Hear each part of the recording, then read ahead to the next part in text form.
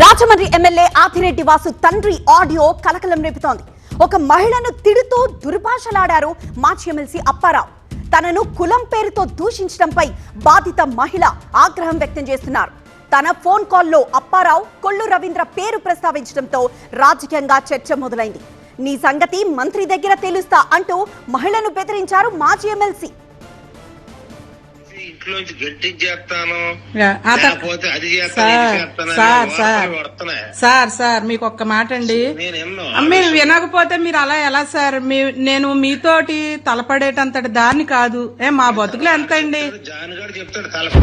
అబ్బా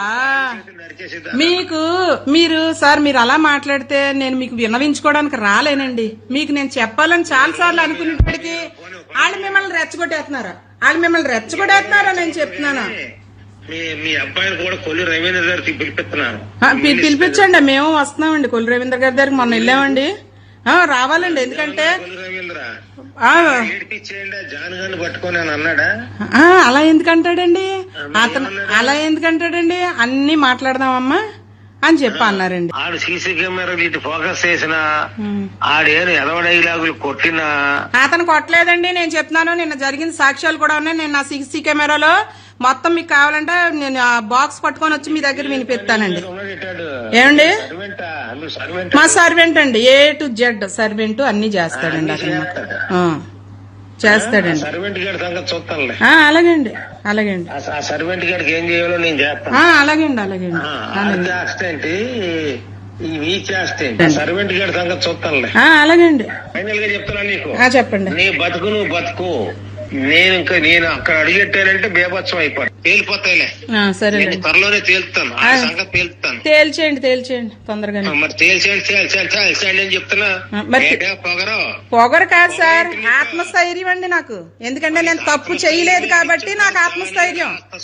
ఎవరండి మేము దిక్కులేనోళ్ళం, మమ్మల్ని దిక్కులేనోళ్ళం చేసి మమ్మల్ని కొట్టించారు. అప్పారావు బెదిరింపులపై మాజీ ఎంపీ మార్గాని భరత్ స్పందించారు. కులం పేరుతో మహిళను బెదిరించడమే కాకుండా బూతులు తిట్టడమేంటని ప్రశ్నించారు. గతంలోనే అప్పారావు పలువురిని బెదిరించి దందాలు చేశారని ఆరోపిస్తున్నారు. కులం పేరుతో దుర్భాషలాడే ఇలాంటి వారిని పార్టీ నుంచి సస్పెండ్ చేయాలని డిమాండ్ చేస్తున్నారు.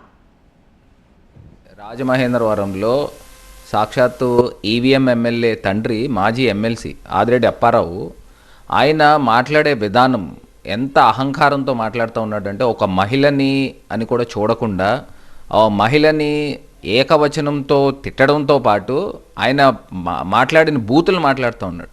అదేవిధంగా ఎస్సీ సామాజిక వర్గం సంబంధించిన వ్యక్తి మీ ఇంట్లో ఎందుకు ఉంటున్నాడు, మీ ఇంట్లోకి ఎందుకు రానిస్తున్నావు, సరే విషయాలు ఏదైనా కానివ్వండి, నీకు షెడ్యూల్ క్యాస్టోడే కావాలా అనే పదాలు మాట్లాడుతూ ఎంత అహంకారంతో మాట్లాడుతూ ఉన్నాడు. అక్కడ సందర్భాలు ఏవైనా కానివ్వండి, ఇతను ఈ రకంగా మాట్లాడడము అనేది ఎట్టి పరిస్థితుల్లో కరెక్ట్ అయిన అంశం కాదు. గతంలో కూడా చూస్తే ఒక వాలంటీర్ మహిళను కూడా నీ అంతు చూస్తా, నిన్ను ఒక పట్టుబడతా అని బెదిరించిన సందర్భం. కుల వివక్ష పెరుగుతూ ఉంది. ఈయన ఆదిరెడ్డి అప్పారావు అనే వ్యక్తిని ఇమీడియట్గా తెలుగుదేశం పార్టీ నైతిక బాధ్యత వహించి ఇతన్ని పార్టీ నుంచి సస్పెండ్ చేయాలి. ఈ రకంగా సెటిల్మెంట్లు చేస్తూ, ఈ రకంగా నోటికొచ్చిన మాటలు మాట్లాడుతూ మహిళని కూడా చూడకుండా ఈ రకమైన మాటలు మాట్లాడచ్చా అని అడుగుతా ఉన్నా.